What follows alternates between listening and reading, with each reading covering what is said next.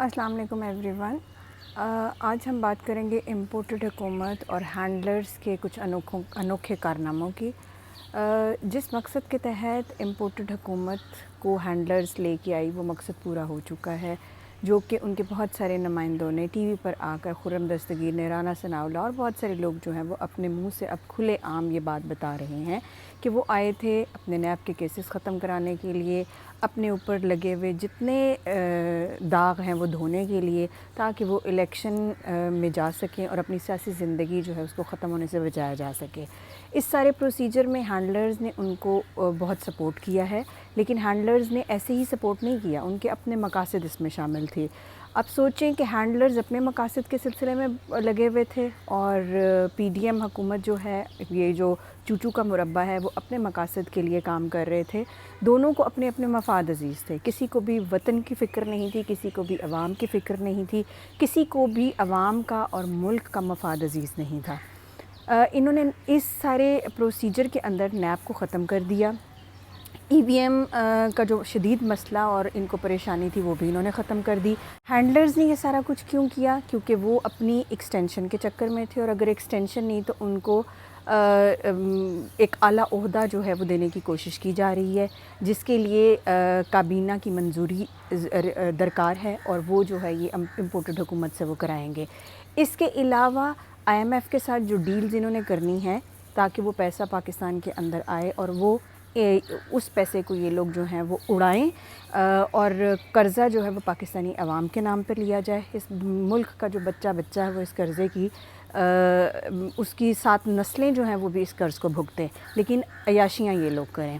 اور I am F کی سخت سے سخت شرائط جو ہیں ان کا بوجھ زیادہ سے زیادہ عوام پہ لگایا جائے، جو کہ ابھی مزید، یہ تو ابھی ٹریلر آیا تھا، ابھی ایک مزید قسط اس کی باقی ہے، جو کہ پھر عوام کو پتہ چلے گا کہ زندگی جو ہے وہ کتنی مشکل ہو چکی ہے۔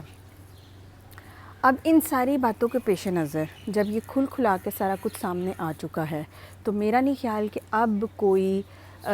غلط فہمی یا خوش فہمی ہم پاکستانیوں کو رکھنی چاہیے کہ کون کون شامل تھا اس رجیم چینج میں اور اس کے مقاصد کیا تھے۔ فرسٹ سٹیپ تو انہوں نے اپنا پورا کر لیا، جو ان کے اپنے ذاتی مفاد تھے وہ انہوں نے، جن کی آشیرواد سے یہ سارا کچھ ہوا۔ اوبویسلی ان لوگوں کے بھی کچھ تقاضے ہیں، ان کو ایک تو پاکستانی سرزمین چاہیے، اڈے چاہیے ان کو، تاکہ وہ افغانستان میں چائنا کے خلاف اپنا کاروائیاں کر سکیں۔ اس کے علاوہ اسرائیل کو آپ نے یس بولنا ہے، وہ بھی ایک ایجنڈے کا حصہ ہے۔ اس کے علاوہ وہ ساری چیزیں جو امریکہ چاہتا ہے وہ ہونی چاہیے، مینز کہ انڈیا کے ساتھ آپ کے تجارتی تعلقات برقرار ہونے چاہیے اور بحال ہونے چاہیے، اور اس سارے خطے میں انڈیا کو اپنا باس ایکسیپٹ کیا جائے، روس سے دور ہو جائیں، چین سے دور ہو جائیں، اور سی پیک جو ہے وہ آپ کا ختم ہو جانا چاہیے۔ تو اب دیکھیں کہ یہ جو مشن امپاسبل ہے اس کا فرسٹ سٹیج جو ہے وہ تو کمپلیٹ ہو چکی ہے، اب دیکھتے ہیں کہ سیکنڈ سٹیج کی طرف یہ جو بڑھ رہے ہیں وہ کس حد تک کمپلیٹ ہوتی ہے۔ لیکن آفرین ہے ان نیوٹرلز کے اوپر،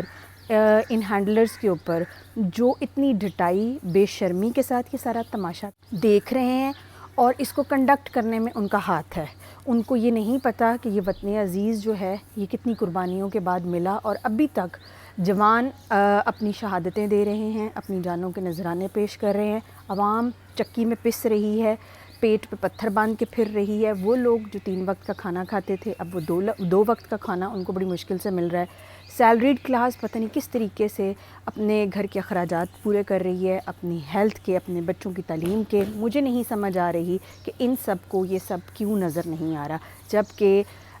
لفافہ میڈیا جن کو انہوں نے خریدا ہوا ہے وہ تو عمران خان کی حکومت کے 5 روپے بڑھنے کے اوپر، پیٹرول یا مہنگائی تھوڑی سی آنے کے اوپر چیخ چیخ کے ناچ رہا تھا، آج وہ بالکل خاموش ہے۔ لیکن ظاہری بات ہے ان کے خاموش ہونے سے